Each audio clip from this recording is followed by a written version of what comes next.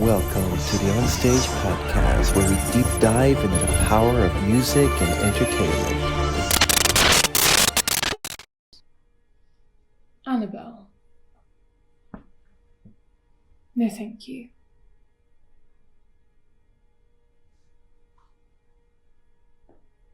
Well, I hope it isn't too much longer. Any longer, and I'll be attending the show without him. How do you know my brother? Well, I don't really. I've seen him around the free houses here and there. Really? He mentioned that you were going to some sort of business together. Well, I didn't think that was serious. A conversation between two drunken strangers. I'll have to bring it up with him when I next see him if he's still interested. I do hope he's okay. He has, on occasion, gotten himself into trouble. Wouldn't be the first time that he needed me to bail him out. I'm sure he's fine.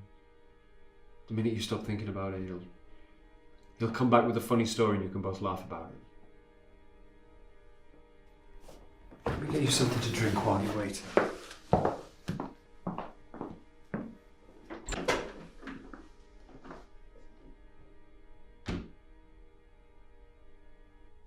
If she really did exist and you're not making this up, maybe she's just not interested. She gave me her number, Jasmine. Doesn't that mean she wants me to call her? How about social media? She should have some sort of account. Did she give you a surname? Yeah. J.W. Oh, I can't remember. No, nothing. Have you tried Cassandra? She's not on here. Maybe you should just leave it then. Maybe it just wasn't meant to be. You know, there is one way we can find out if she goes to this school. Welcome to the show. Today, we have the pleasure of speaking with the incredibly talented Isla Hughes. Has quickly made a name for herself in the world of acting with a rich heritage that includes Scottish, Welsh, Italian, and Indian roots. Background has undoubtedly contributed to a unique and captivating presence on screen. Now, from a young age, she has showed a passion for the performing arts, starting with musical theater lessons at just 3 years old. And she honed her craft in community theater before making the leap to film and television. Dedication and talent have led her to some remarkable roles. You might recognize her as Jenny from the TV series 7 Minutes in Heaven, or perhaps as Katie from the short film Pomegranate Trifle. That's an interesting title for a movie. And also starred in a Psycho List as Seraphine Stride and Subterfuge as Annabelle. She's not only a rising star, but also an inspiration to many aspiring actors, including our own Molly Levers, who we interviewed about a year or two ago. And they actually know each other. And also, just want to say that we're thrilled to have you with us today to share your experiences, insights, and what's next on your exciting career path. Please join me in welcoming Isla Hughes. Thank you. It's lovely to be here. It's nice to chat to you. And I've watched Molly's interview and I really, really enjoyed it. So it's great to be on here myself.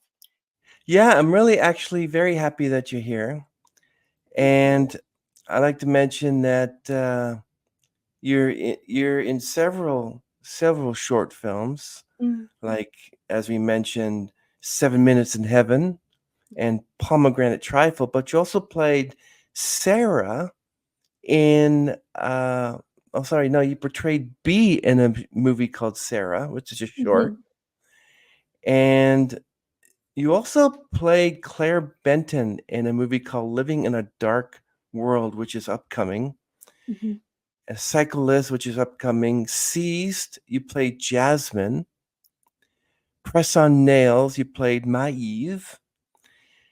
event, you played Kate, and Nobody Sings Anymore, the daughter. I'd like to ask you, what inspired you to pursue a career in acting? Oh, it's a very specific story, actually. I remember it. I have quite an early memory with my childhood, and I was 3 years old, Mhm. maybe two, but three, I think sounds about right. And I remember my godmother showing me Hello Dolly with Barbara Streisand on this little box TV, and I was just completely fixated on it. And I remember this scene where she comes down the stairs in this golden dress, and I thought, I want to do that. And it made me feel so many things. It made me feel inspired. It made me excited. I had so many emotions watching this film, even though I was so young. And I remember it and thinking, I want to do that. I want to tell stories that people are left having feelings about, and it can change their life, and it can open their minds, or it can make them really happy. And that's where it really started. And then I started in musical theatre, and it just happened. Went from there. But being a little child and you want to do that, Mm. what was that you understood at such a young age? Did you understand that what you saw on the screen was just all acting? I saw so much. I think I really enjoyed that film because Barbara was doing she was dancing, she was singing, she was acting, but I thought just the general performing and being able to share that with an audience, I just thought, wow, being able to feel so much joy, because you can tell that they enjoy it so much, and then I feel that joy. I want to do that for other people, and that I think that's, at its foundation what it came down to at such an early age. I just want to have fun and make other people enjoy that too. Well, when I was a little boy and I was watching TV, some of the older shows from like the 50s and 60s and the wonderful TV sitcoms back then, I went in behind the TV and looked to see that where are the people? Did you ever think that too? The people inside the Yeah. TV box? Yeah. Yeah, I never understood that they weren't in the room with us, even though they seemed so tiny. I thought, where are these people? How have they gotten in there? And can I join them, please? Yeah. What do you think was your favorite movie growing up? I had a few. They were all musicals at a young age. I really enjoyed Meet Me in St. Louis with Judy Garland and Singing in the Rain, things like that. Really, classic musicals of the golden era. And as I developed, I got really into fantasy and things as well. I remember I really had a thing for Harry Potter. That was definitely something that I adored for a long time, because obviously it was all English children and telling this wonderful story, and they all came from just regular schools like I did, and I thought, I want to do that. Why can't I be in that? Why was I too young? What did you think of those childhood musicals like Mary Poppins Mm, and Chitty Chitty Bang Bang with also Dick Van Dyke was also in Mary Poppins, and Gene mhm. Wilder is Willy Wonka and the Chocolate Factory. Like, these Yeah, were my favorite movies. I enjoyed them. I watched them they're with my incredible. mom, Doctor Dolittle, and then my favorite Mm, actor was, like, Jimmy Stewart, and, oh, I just grew up on this, and I just mm. loved it. And I should have become, a movie actor myself, as I was thoroughly into TV. I watched too much TV. My parents were wondering, "Can you get out and do something?" I am, and I went out and I started just pretending I was a cowboy and all this stuff. It Yeah, was amazing. When yeah. so there was, when you were at like, when you were doing first, like, you're on the job training. Okay, so Mhm, after continuing your theater studies, you decide to leave formal education to focus on film and television mhm. performances. What motivated this decision? And how has on the job training differed from formal education for you? It was a hard decision because going to drama school and being able to do that at a degree level, a university, was my dream from the start. That was always part of my plan. And I got to do that at 16, which was early to do that. But the training there that I received at drama school was incredible. Really, really good. And you were learning from all of these professionals that had been in the industry for all of these years, incredible people. But I found that the mental health side of things and how I was treated because of my disability and things like that was not so favorable. And I got an opportunity to, I was speaking to someone that I'd met in Brighton when I was there about film, and I ended up reading and doing this audition for the BBC when it was the summer holidays in between years of training. And I thought nothing of it, but I thought I'll do it and just have some fun, because I'd never done a film audition before, ever. That was never really on the cards. And I did it, and I got to the next round, and I did it, and I got to the next round, and the next round, until it was between me and I think 2 other people. I was in the final round anyway.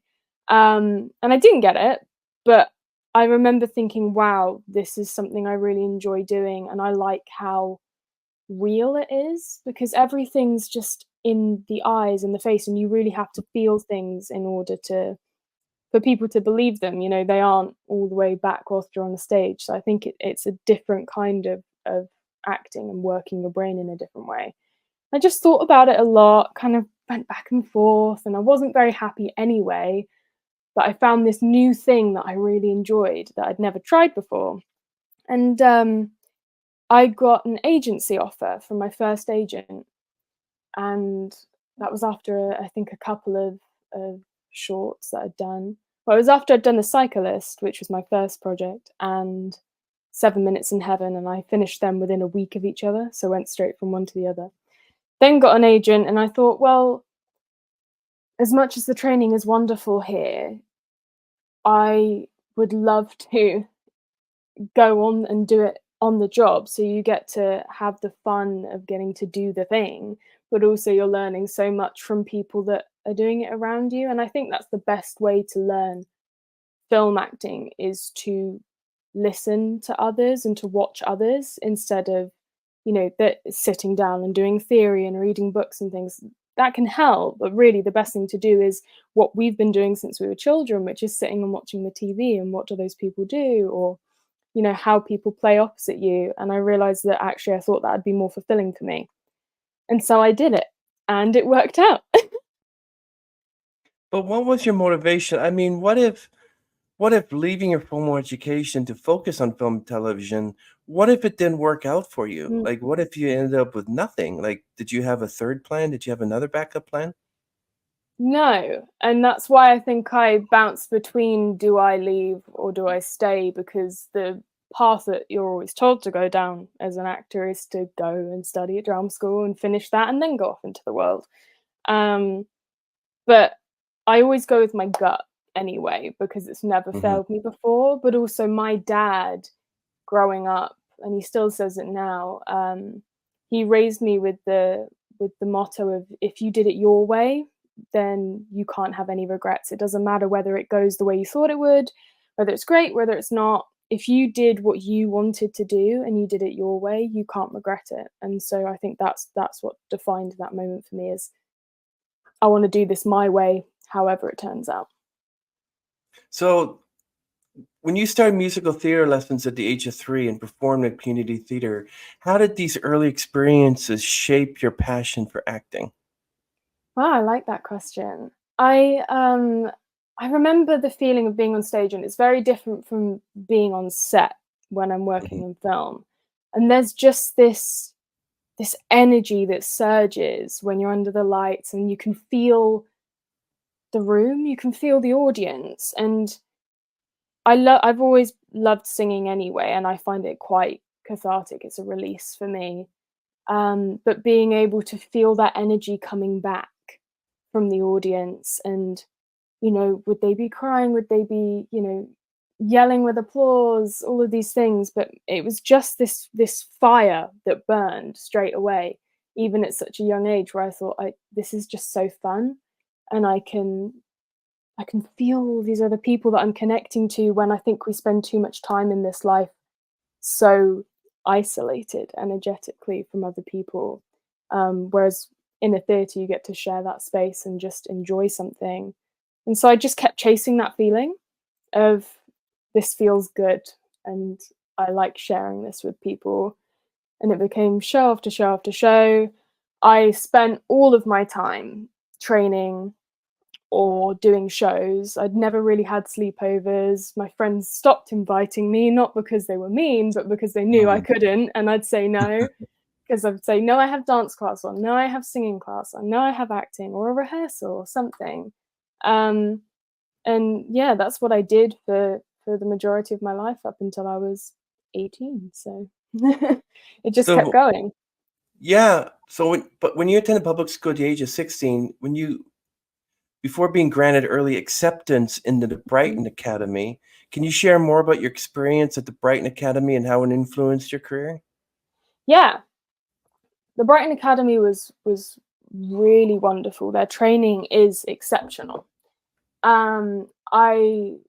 The teachers that I had, and their knowledge, and they were all so different as well. They were from different parts of the industry, but also how they interpreted the industry and certain topics and things like that. It felt very cultural. There was just so many different people, and I got to learn a lot of different things that I'd never thought about before. How to combine, it was like this alchemy of singing, dancing, and acting, and it was intense. It was very intense, as it should be, preparing you for, the industry. And if you're doing musical theatre, that's 8 shows a week, so it was very long hours, and it completely changes your body and everything, and you're suddenly really strong. But I learnt so much that I still carry with me in terms of the technical stuff, but also just the discipline and how I want to be in the industry. But it also taught me a lot, as I teach now as well, about what works and what doesn't. They're wonderful. The school's wonderful. My own experience personally within that was not so pleasant. And so I think it's like everything. It's like with parents and things.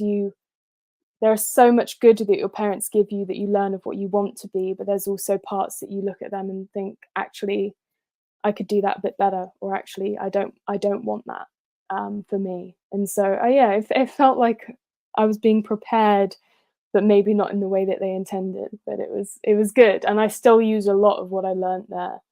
But mostly, I learned about myself, and that I always want to do it my way. Yeah, and such a versatile actress you are as well. I got a note that you were trained in multiple styles of dance. Has this diverse training contributed to your versatility as an actress?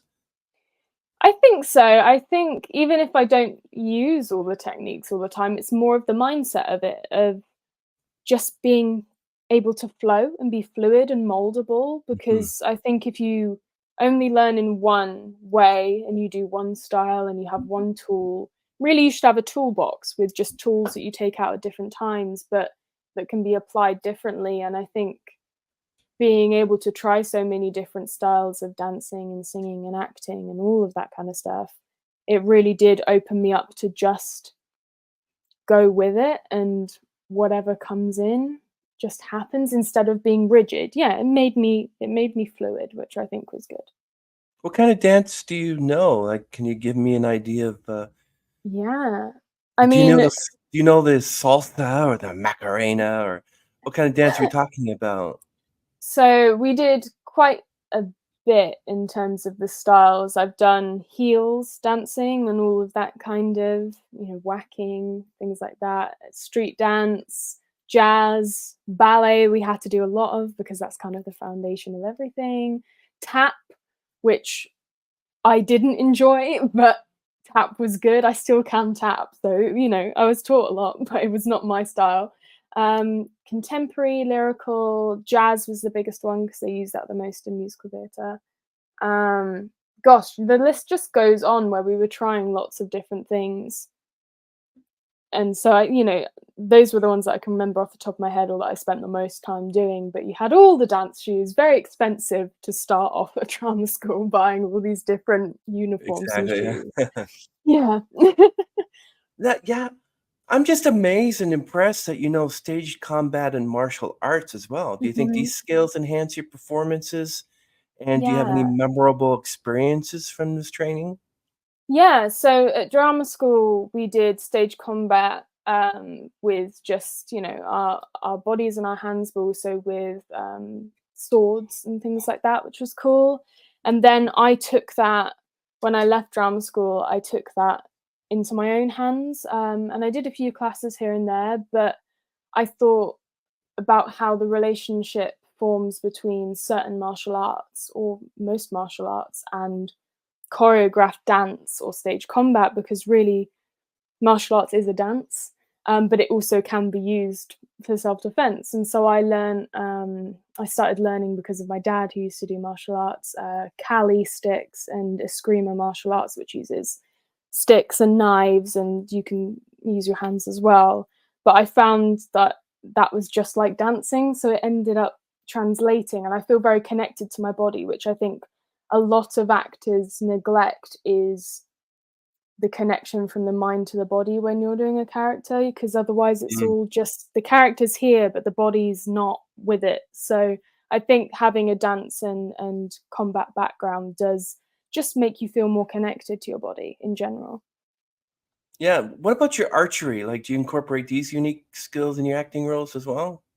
I mean, I haven't had the opportunity to use my archery yet, but I would absolutely love to. And that's just something that I was always interested in, because I love the Tomb Raider films and the games as well, and Narnia and stuff like that. So I wanted to learn. So I did. I did a few online lessons and then kind of flagged my way through the rest. But yeah, I'd really want to use archery, but that's great for focus, I think, archery, because you really have to be focused to not hit anything you shouldn't. So Did you ever witness that Olympian that did the used archery using her feet? She took her foot and oh she. yeah, Speaking of that, that was insane that someone yeah, can do that, but do it so well is incredible. yeah, wow. So I want to ask you. I've asked several actors as well. Like, you have training in various acting techniques. Mhm. Now, I know method acting and improvisation is yours. So, which technique do you find yourself using most often? Method acting or improvisation? Ooh, I think it changes depending on, because I don't think any one technique works, which is why I don't think actors should just depend on one technique. Because if you're faced with a situation or a character that's just not going in, or the scene's not working because of one technique, then you've got to be able to be fluid. But I with Meisner method acting, I do tend to use that a lot, but not in the extreme sense that some people do. Just believing and getting to a place where it's real, because no one's looking at you to pretend. Like, acting isn't lying, it's not pretending, it's believing things, so that other people can believe you too. So I definitely use that. But one that's been a lot more common, even though when I was at drama school and learnt it, I hated it and didn't believe in it at all, is using animals Oh, wow. to come into your character. So you start off, I remember doing it at drama school, and we'd spend about 2 hours a day as an animal, really as an animal. And I chose a guinea pig, which I don't know why I chose that, because it's just not, you can't do much with a guinea pig. But you're supposed to be this animal to the extreme, and then slowly bring it back and back and back until there's only real subtleties from the animal's behavior after you've studied it in your character. So I've used that a lot for certain characters, cat-like behaviors, or there was this particular snake that I used because I thought it was a great metaphor, because it has this it's a viper of some sort, and it's very short, so it's not really very good at being a predator, except for this tiny white tip on its tail that it uses to trick prey into thinking that the tail is a bug or something, and then it pounces at the last second. And I thought that was really good for a certain audition and character I was doing. So I spent my time as a snake and then slowly worked it down. And I don't know why it suddenly works now. Maybe it's because I don't take myself as seriously anymore, which I think is a good thing. But yeah, that's the one that I use the most at the moment is animal stuff. And we know about method acting. It's sort of like when you become a character who's angry or a mean girl or some other character, you don't want to take that home with you because you're yelling at everyone. So, oh, that's just my character. Sorry. But you engross yourself in the character. Like, how do you approach developing a character? Like, do you have any specific process or techniques that you rely on? Like, for instance, Jenny in 7 Minutes in Heaven or B and Sarah. How do you approach these characters? Well, I'm a very academic person by nature, and I really enjoyed school and English. I really enjoyed, and the analysis of text and things. So that's always my first thing that I do with a script and a character is I just go through the script and pick out absolutely everything I can that the writer's given me. But I keep asking why. So there'll be about 20 pages when I'm done of analysing this character of me just asking why over and over again until it keeps getting more and more specific to the point of I want to be able to, think about and know what my character's favourite food is, or what does she do when she can't sleep at night, things like that, really small things that make us human and make us who we are, that people don't necessarily spend the time to think about. Because if I know all those little things about my characters, the big stuff just makes sense to me. And it has to make sense. It has to be something that I can believe, because you can't have an opinion or a judgment of your own character. Because if you have that and you don't agree with what your character's doing, then you can't play it properly, because they believe in what they're doing and they believe that it's right. So until you finished doing that character, you can't judge it. So you just have to work from their reality. And I think that's what I focus on, is building that to the point of I just know it and I can throw it all away when I go to set. But what techniques do you use to prepare emotionally for like challenging scenes? Like, for instance, let's digress here for a moment. So how did you meet Molly, and how does working with her cause you become a better actor? So Molly and I have known of each other for a good few years now, because we're a similar age and we have very similar stories in terms of the industry and doing things our way from a young age. And we've always kind of skated past each other on social media, liked each other's work and praised each other's work. And then early this year I get a message, and I'd been I posted a scene from my latest film, Event, and she messaged me saying, "Oh, I'd really like to work with you. Do you want to set up a meeting?" And so we did, and we ended up on there for 3 hours just chatting and getting to know each other and just talking about each other's work, which was wonderful. And so yeah, it's still in an early process, but there's so much that Molly is as a creative and as a person that just makes everyone around her better when they're working with her. I've seen it as well when she does her projects that I'm not involved in. She just elevates the room and she doesn't even mean to do it. She just is, because she's just so authentically her, and she's natural, and she knows what she wants as well. But the biggest thing she does is she gives freedom to the actor, which I find really, really fun, but also a challenge in a very healthy way, because she just surrenders. She knows what she wants and she'll make sure that it needs to get done. But really she says, right, this character is yours now. And then lets me play around with it, and we, do lots of different takes until we think, yeah, that makes sense now. And that's definitely made me a better actor from working with her, because it's given me confidence in my own thought process and my ability to create a character and to play. she's reminded me what acting is, which is to play. We're just playing and enjoying that. It's basically getting to be a kid. I mean, all kids are wonderful actors because our imaginations are so good, and we lose that as adults. So I think actors, really the aim is to get back to that state of play and to hopefully encourage other people to do the same. And she definitely encourages me to do that. Yeah, we'll make sure that everyone watches that episode. We'll link it down below in the show notes. But yeah, so for these emotionally challenging scenes, like if you have to cry, for instance, how do you make yourself cry? See, I don't try to make myself cry. I try not to, because if you think about in life, we don't really try to cry. It's actually when we're crying, we're really trying not to because it's uncomfortable and it's vulnerable.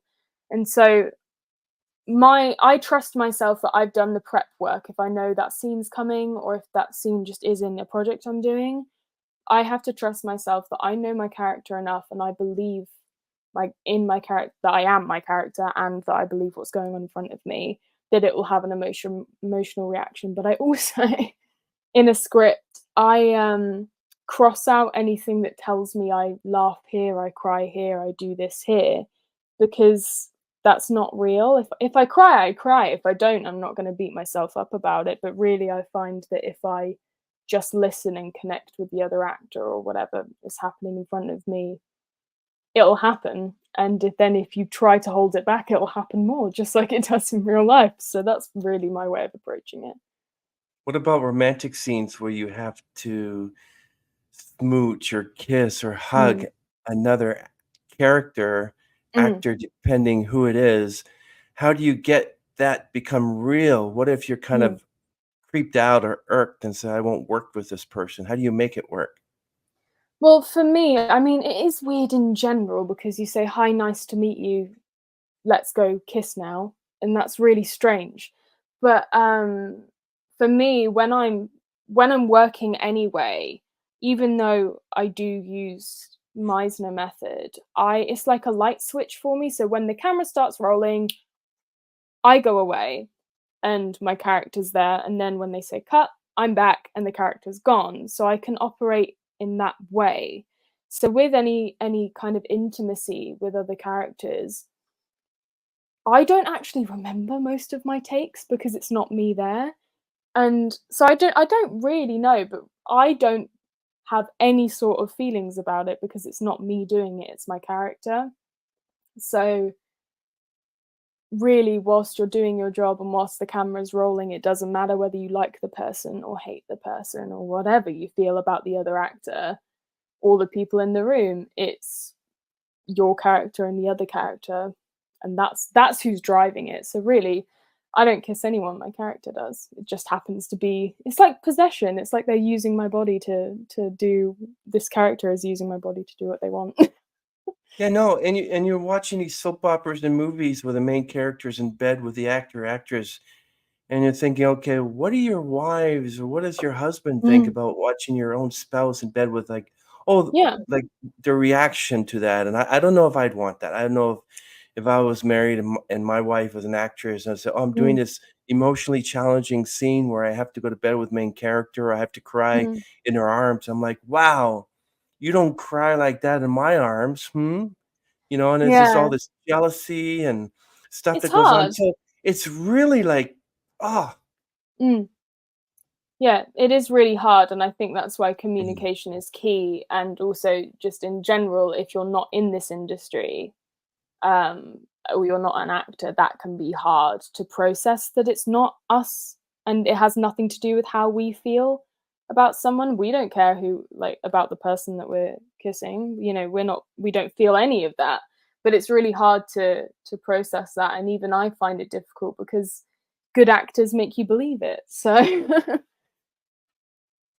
So how do you incorporate your improvisational skills in your performance? Like, for instance, were you able to use anything like that in Living in a Dark World, where you play Claire Benton, or how about Katie as Pomegranate Trifle? How would you use improvisational skills in there? I find it kind of gets dotted into all of my work, but when I was filming Event, we did really play with improv, because it was, there was a big chunk of the film that was just me, and I was playing the girlfriend of the lead, and that was just us two in this apartment.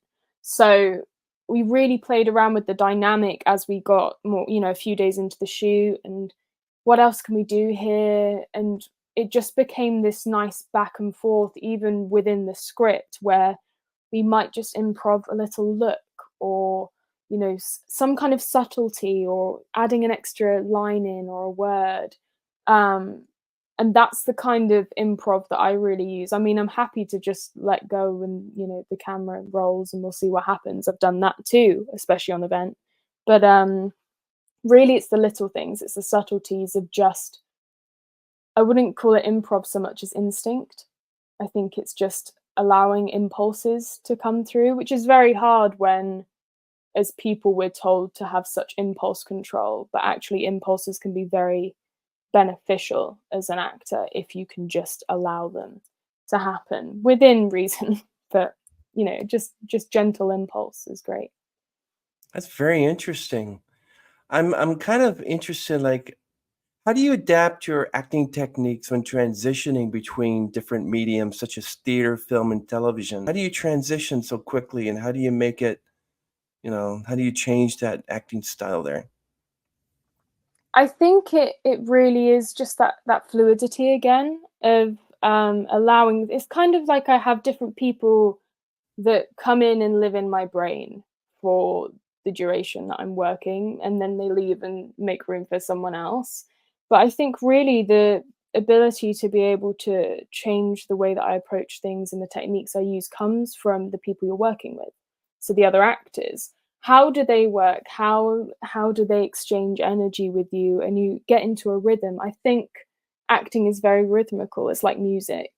You have to get on the other person's level and figure out how they operate, and then that really does affect how you respond. It's call and response, really. It's not actions, it's reactions in acting. So I mean, I think there are so many really good films and TV shows that would have naturally made inspiration, but I do try to always be original to myself. I might watch things for research, and there might be things that I like and then take from that. But in terms of the acting, I do think that it has to just come from whatever naturally happens with me. I think any kind of, I hate the phrase strong woman, because I think all women are strong. But I like Empowerment women, yeah. I like hard women, really fiery and strong and leading, that in life are leading, and they're not afraid to just take the lead and boss people around and just be really, really at the front of conversations instead of sitting at the back. Because I think, throughout history there have been some excellent roles for women, but there is still a little bit of women sitting in the background for that kind of project. And so I think that's what was the most exciting. And so I kind of just had fun with it. I like having fun with those kind of roles, which I play a lot of in the shorts that I've done. I play a lot of strong characters as well, that in different ways. And I think that's what I find great as a woman, is to explore and portray strength of women in when they're all so strong in different ways and have different layers. But it's not that they are strong and nothing affects them. They're always layered, and I think that's what I look for in a character. So you look for strong characters. What about weak characters and those that hide behind a male character to protect them from someone with a gun or something? Like, is that the type of role you want to take on, or do you want to be that strong character? Like, hold on, sir, I'll take care of you. I think I really enjoy those because it flips a narrative that, men come and save the day all the time, which I think we've seen enough of. But I think all women are strong, even if they, do hide behind someone in a certain situation. You never know what's going on inside their head. Maybe that woman thinks, I'll sacrifice him for my own life. You don't know. And I think that's what I find interesting, is even those kind of roles, where does their strength lie? Because everyone has it. Let me ask this question. How do you choose the roles you take on? Like, what criteria do you consider? Why did you choose to be Emily in 7 Minutes in Heaven and take on Maeve and Press on Nails? Are there any roles that you simply said, I will not do that one? Yeah, the roles that I do look for are complexities, but very human. As even in fantasy and things like that, there are always layers to women. I don't like one-sided, shallowly written women, because even people that come across as shallow in life have all of this complexity going on underneath it. So I really look for that, something that I can explore within that character, where you might think that she's one thing and then turns out there's all of this stuff underneath that that really paints a broader picture with much more color. I always look for those characters, and I think with Press on Nails and 7 Minutes in Heaven, they really explored that in a very delicious way, because they really did present one way as very hard and kind of mean and just that mean girl character. And then the more that you went through the story, the more these pieces were starting to unravel of why they put on that exterior. That their strength, they are still strong women, but they've seen heartbreak and all of this. And I think that's the beauty of strong women, is it's complex. It's not that they're afraid to be vulnerable. It's not that they don't feel pain. It's that they feel all of that and they're strong anyway. And I think that's what I look for, is those really layered moments where you get to see them unravel, but they're still okay. Yeah, I look for that, but I wouldn't. I just avoid the roles that are just so one-sided and 2D, because they're just not real. And I think that it just feels like there hasn't been care taken into this character being there. You know, every character should matter in some way. Yeah, so many characters you've taken on. Like, what are your future aspirations and goals in your acting career? Like, where do you find yourself 10 years from now? Do you want to be like Mm. Nicole Kidman? Do you want to be like Judy Garland, as you mentioned? Mm. Well, I love Carla Gugino, who works with Mike Flanagan a lot. I like Mike Flanagan's work as a director and writer in general, but Carla Gugino's filmography is so vast, and she started young as well, but she is constantly transforming. She's transformational. She does all of these different characters, and she really is just them. And that's the kind of thing I want to achieve. I've always said I wanted a long career, not just a successful one. So I want to be doing this for the rest of my life, and just see how many different people I can play and how different can I get. I'm constantly pushing the limits of how far can I go as an actor, how much can I transform myself in my brain.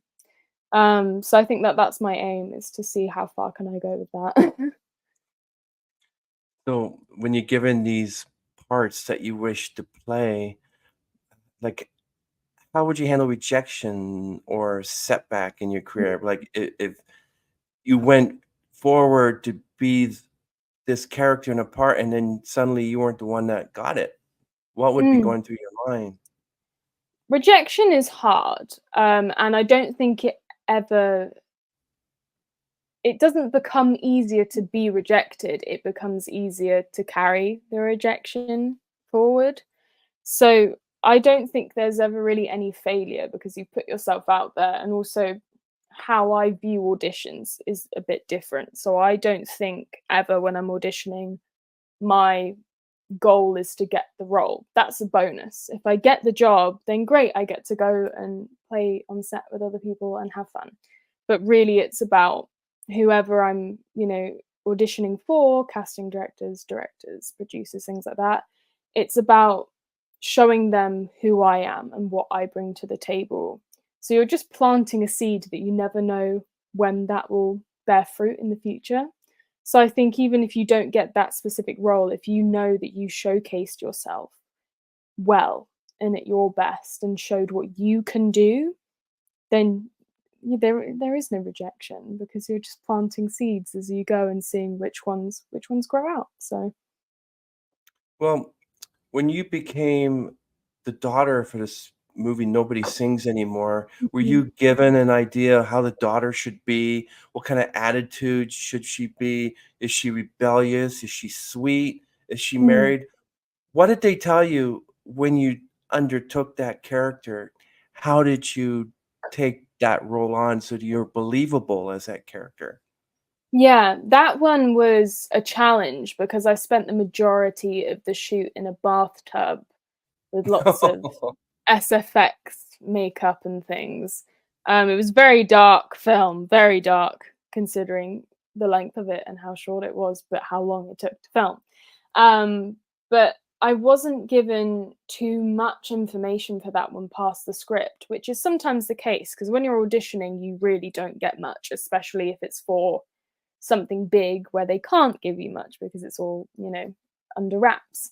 But yeah, for Nobody Sings Anymore, it really was just focus on what she's already done because it works backwards from, not to make spoilers, but it works backwards from when she has died and then works through all of the lead up to that. So really I just had to focus on the fact that I wasn't recreating those moments. It's supposed to be that I was reliving those moments as my character from an outside point of view as her, life kind of drains away. And so that's where really the information came from, is just stay anchored to that first scene and that first moment where your energy just becomes less and less and less. So that was really backwards because normally I like to get so detailed, but actually I didn't do much for that one because I thought I just need to be in the moment for it. Very dark place to be. If you woke up in the morning and you were this character for the rest of your life, which character would it be? Ooh. I really like that question. That's hard. I think I would be Maeve in Press on Nails because I really enjoyed playing her and I just like the way her mind works. She's very fun, but she's also allowing herself to be vulnerable within that, within her life story. And she just, yeah, I just like the way she sees the world, and I think I'd have a lot of fun if I was Maeve. And also, I like her sarcasm, so I think that would be really good, is to be that sarcastic and witty all of the time. So yeah, definitely Maeve and Press on Nails. Do you think you could play an evil character? Someone who's manipulative, a mean girl Mm. type of Darman type of character? Yeah, I'd love to do that. I think that they're sometimes the most interesting kind of roles to play. Um, I like to go as far away from my natural self as possible if I can. So I think, yeah, I'd love to play someone a little bit evil. You really get to have fun with that, It's just so far from hopefully who those people are that are playing them. So yeah, you can really get in, get stuck in, have some fun. What role do you want to play? Like, what would be your ultimate role? Oh, that's really hard. Anything. I'd be a tree if I had to be in anything by Mike Flanagan or Tim Burton. So either of those directors I would happily work for, and I will just sit in the background being a tree. That's fine. But I just want to work with them because I really like their style and how they direct and how they see things. And it's always something that could be said to have been done before, but they always just completely twist it on its head in a very unique way, and a way that sticks with you after you've watched it. So I think that's what I want to be a part of. Yeah, I remember back in grade 6, I undertook Jacob Marley in The Christmas Carol, and I had cue cards. Yes, those were the days before the Mm. iPhone, and I had cue cards. And my dad took the morning off just to see me in a play. And it was my turn to go, and I was looking at the cue cards, and I dropped them all over the floor. I was so embarrassed, and people were laughing, and oh, it was so embarrassing, but I can imagine what that was like. Mm. But How did you what challenges did you face while performing or portraying Seraphine in The Psycho List? Like, what kind of Mm. character was that? Well, she was more villainous and evil, stereotypically evil, which was really nice to do as a first feature film. But it was the height of summer, and I was in all leather, and I think that was the biggest physical challenge, is being in completely leather costume when the sun is beating down. It was not pleasant. But in terms of the actual character, she was so twisted, and her mind it's kind of like it just got more complicated, like a spider web. It just got bigger and bigger and bigger and more complicated as the film went on, and she's kind of spinning that web as she goes and then unraveling it back again. So being able to keep up with what I was supposed to be thinking and remembering, and what had happened before that I know but they don't know, but the audience knows. Like it was just so much going on, but I think I did it. So I noticed that you're also a singer as well, Mhm. and you took on the role in Les Miserables as a Pinoni. Mhm. What did you like about her? Oh, that is the dream role that I'm so glad that I got to do. I've always loved Les Mis. I just think it's so incredible, the music of it. But playing her was really fun, getting to do that every night for quite a while. 'Cause it's just heartbreaking playing her. But I also remember it was quite physically taxing, because there's a part in the show, the first half of the show, pretty much my character isn't in it, so I was also playing a few different people in different scenes, just little characters here and there. But I'd be running from one side of the stage all the way down steps all the way to the other, whilst also belting out, a quite long note. So it definitely was a challenge with my stamina. But I just playing her, it was so rich, and also being in a theatre cast, it's so big and there's all these people, and I like the culture with theatre, of everything that goes on backstage, so which I don't think you have as much time for necessarily with film. Actually, you have lots of time, but everyone's just sitting and waiting around because it's so specific, whereas theatre, you leave it all on the stage that night, and whatever happens happens. So I think that's what I really enjoyed about it, and I got to play around with how devastated I was by my own death each night. So, yeah. Wow. So many diverse roles. So you're in theater, you're in movies, you're in TV. How do you deal with your Mhm. mental health? What are some of the things you do that are non-acting, like Mm, to keep yourself sane so you don't become that evil character in real life? mm. Yeah, I find it hard. I find it very hard to have hobbies outside of what I do, because I sing as well. Obviously, I do theatre, so it feels like sometimes it consumes my life, which I love, but it's also a bit concerning sometimes.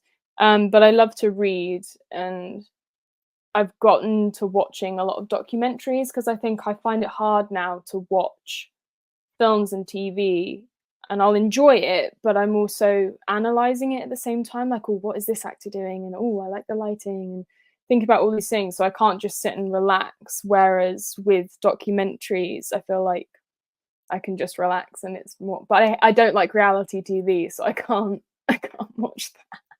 But yeah, walking a lot as well.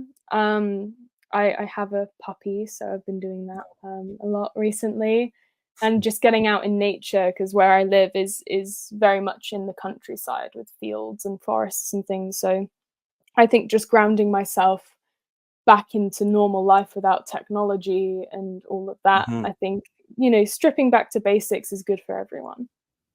Do you have this feeling? It's like, how do you feel different, like performing on stage differ from acting in front of a camera? Do you find Mm. those two different types of feelings for you? And Yeah, absolutely. They're both as fulfilling as each other, but they feel slightly different, and I can't quite put my finger on what it is.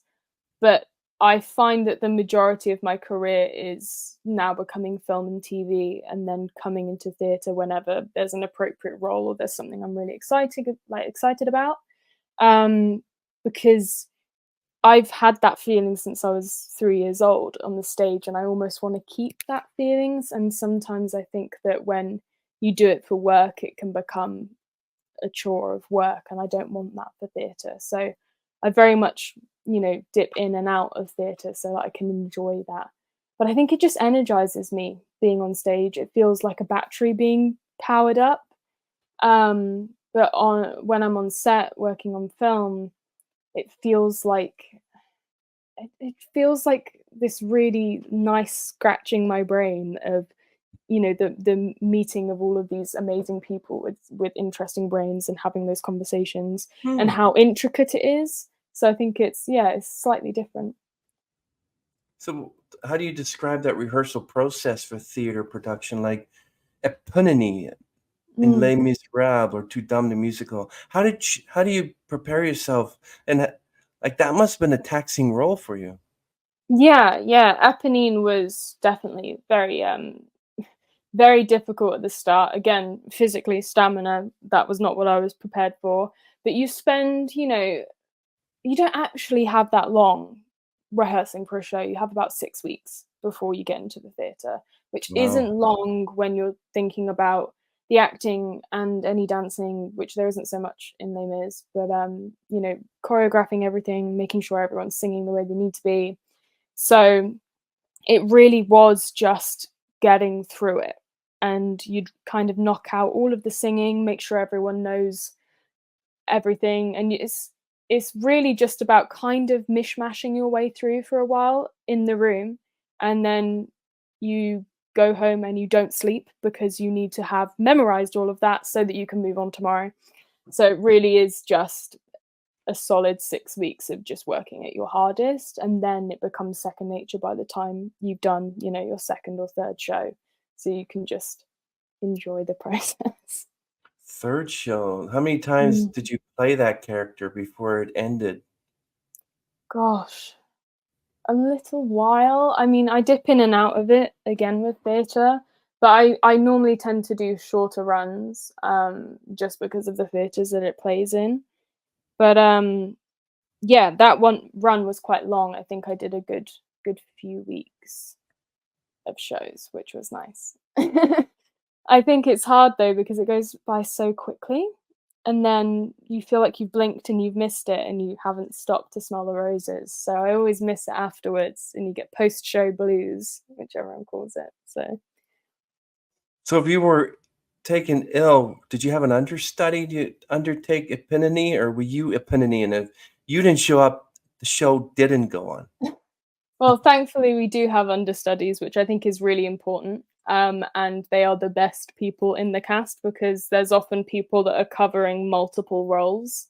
So they know so many different roles, and it's just whichever they're needed for. And there are also other roles within the production that are just theirs too. But I was thankfully never ill as Eponine. That show I was never off, which was really good, because I'd have missed it. But also I'm really, really particular when I'm doing a show, especially. I mean, I am on set as well, but a show is it's so long, and you are using your body and your voice for hours and hours and hours a week. So I think I just take lots of vitamins and drink lots of water and use a steamer for my voice and things like that. And you have to be so strict on your health, because you never know if one person getting sick can then domino effect around a cast. So really, it's not just about for your health and safety, it's about everyone's health and safety. Yeah, how did you manage during the pandemic? Like, how did you what are some of the things you did to keep yourself busy? Because you had to wear the mask. I think the UK took Yeah. it the worst, I think. It was difficult. I was still in training during that time, and so we did a lot of our classes online on Zoom, and that's really hard to dance in your living room with, knocking yourself into lamps and sofas and things. It's not it's not ideal. But when we did get back into the room, it was very strict of, you know, not touching, lots of hand sanitizer, masks, which is hard for dancing as well, or standing behind barriers to be able to sing. So there was a lot of measures put in place at drama school, which is good, but it was really difficult because it felt like the best part of why we perform, which is to connect with other people, and that we enjoy it so much as connecting with these other people, that was taken out of it. So it just didn't feel quite the same. It really felt like, you know, when you have a dream and it's just slightly off kilter, it's not quite reality, and you know something's wrong in a dream. That's what it felt like. It just wasn't quite what it should have been. But we got back, and we've survived. Everyone survived. They've done very well. So we're here. That's good to hear. So, what aspects of the musical theater do you find most challenging and rewarding? Like, why do you like it so much? I find it a challenge to do all three disciplines of performing at once, so acting, singing, and dancing at the same time. It's very hard to do, and it's very hard to do it well. So I have a lot of respect to people that, you know, do very dance heavy roles, which I don't really do as much. But what's rewarding about it is just getting to feel the joy from people, especially when the curtain comes down and you hear people start whispering and saying, "Oh, that was good," and you can kind of hear what's going on. And, you know, especially if you come out stage door and people have taken the time to come up to speak to you, and tell you that they really loved what you did, or that it means this much to them, or it made them happy. Wow, That's the most rewarding part, is the fact that you can connect with someone that you don't even know in that way. that's amazing. Wow. So, yeah, and not only do you do musicals like Too Dumb or Les Miserables, but you were also the narrator in Joseph and Technicolor Dreamcoat. Your face wasn't actually shown, which brings me to the fact that you were also in voice acting as well. Mm-hmm. So Yeah. you voiced Luna in the Enchanted Forest, Mm-hmm. a magical creature guiding the protagonist through their adventures. Why did you undertake that? Why did you want to get into voice acting? I loved Disney films growing up, like the animation and things. I always found it fascinating, and obviously coming from a lot of singing training, I know a lot about how to manipulate the voice musically. But I found it very fascinating that people could do all of these different things with their voice just speaking, and how they can make you, even if you can't see anything on screen, they can really make you believe in a character. And you can hear maybe how tall they are or what they look like and things like that just from their voice. And I really wanted to play around with that. I mean, it's not something that I've had as much experience with in terms of the years that I've been doing it, but it's something that I really enjoy. And especially because of you know, COVID and then the strikes and things like that, being able to work from home as well, yet still Mhm. create something and be a part of this massive team creating something really cool, is Wow. great. And also, you never see the finished result until they've drawn it all up and finished it. Wow, so exciting for you. Mm. Wow, look at Thank you. I'm talking to an actress, and one day might get an Oscar, you never know. I think you have to trust the process of, if it's animation, the animators to really be able to capture what you're trying to do from the room. But also it feels like a really strange blend between the theatre, where you are a bit more of an extension of reality, and acting in film, because you still are being very real about it, and you have to be connected to your emotions and all of that.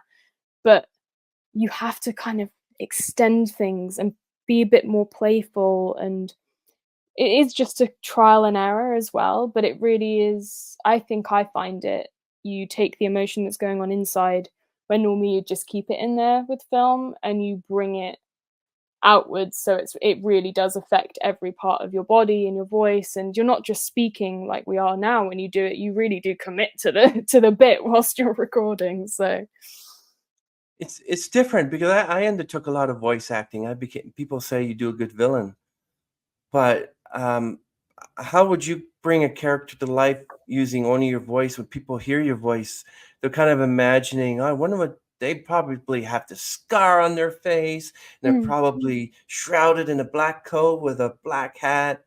Because you never know what the person looks like through the voice. Yeah. Yeah, that's very true. I think it really helps to collaborate with the creators of how do you see this character, Mhm. and playing around with how that translates in life. Like if they do have a scar, for example, does the scar come across their mouth so they can't open their mouth fully, and that changes how you speak? Or is, the jaw really tight because they're very angry, so it comes out as more of a growl? Things like that. How does what they look like affect, and how they feel affect how your muscles move and how you would vocalize that? I do think that if, especially on screen as well, but in general, people are actually much more scary if it isn't all there to see and you don't quite know what's going on. And a smile when someone is saying something really threatening is actually way more sinister than them, looking angry. Yeah, I remember a show I saw, and for the whole season, you're thinking that the evil character was a male because I'm going to do it, and I'm Mm. going to do all this. And finally, when the series ended, the evil character was revealed to be a blonde, blue-eyed woman. Hmm. So we kind of think that because you have a low voice, we're Mm. thinking male. But even there's a movie called Annabelle, like a Mm. little girl who's evil, Yeah. and you don't have to look evil. You can be a dear, sweet person, Mm. and yet you're evil. But you can be an Yeah. evil person, be the nicest person. It's sort of like we tend to think that guy over there has tattoos over 80% of his body. He's got a scar. He must not be a nice guy, but he might be the Mm. sweetest person. Exactly. It's the handsome people and the people out there who wear suits. That's when Mm. you tell your kids stranger danger, but they say, "Well, I met this guy in the park and he wasn't stranger. He had a suit on." No, no, no, no, no. Mm. You You know, can't judge a book by its cover, but that's also right. I think that goes both ways of, especially if you're a parent, it is to be, you can't trust anyone, but also you just can't make a judgment on a person's personality and what's going on inside their head based on what's going on outside. So, yeah. Well, the amount of acting you did, I know you have to keep doing it until you're perfect. But in Mhm. voice acting, is it just one take, or do you have to do so many takes before it's believable? Normally it's a session that you do with the director. They still have directors and things, and it is until they're happy with the inflections and the voice. So you might do it in different ways. You might do, different inflections, different emotions, pitch, all of that. But once they say they're happy with it, then we're done. Before Yeah. we end this interview, and we really appreciate speaking to you, got some really good classic ideas and about an actor, how you share everything with yourself.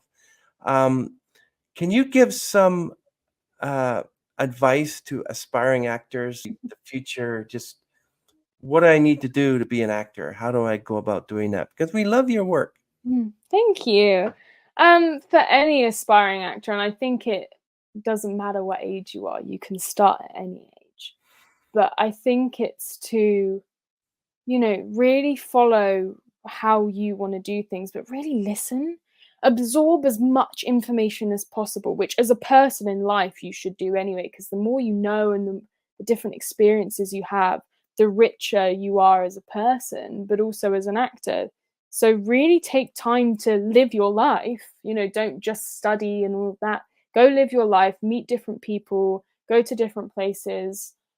Don't be afraid to talk to people and understand different point of views, because I think the more diverse your experience as a person, then the more you can bring to telling those kind of stories as an actor, because no one of your characters is going to be the same. So really stay fluid and stay strong in your power and open yourself up to the world around you. And I think that's the number one thing every actor should remember, whether they're at the start of their career or whether they're, really well established. Or female empowerment, female strength. Yeah, I'm an actress. I or Today, women call themselves actors as well. I'm an Mhm. actor. Yeah, believe in yourself. If you want, I don't like the word aspiring anyway, because if you act by any degree, you're an actor. So Mhm. don't say aspiring. You're just an actor, and it's good. It's good. Be That's proud of that. great. Wow, really appreciate this. It's been an absolute pleasure having you on the show. Your Thank you for journey having from me. community theater to the big screen is truly inspiring. We can't wait to see what amazing roles you take on next. And to everyone out there, thank you for tuning in. And you want to reiterate again where you can be found on social media. I can be found at officially Isla Hughes on Instagram, and you can find a lot of my work on there and links to watch all of my stuff. And you can always search me up on IMDb with Isla Hughes. Until next time, keep dreaming big, reaching for the stars. Goodbye, Rena. Okay, wait right there. Okay, we're going to end this stream.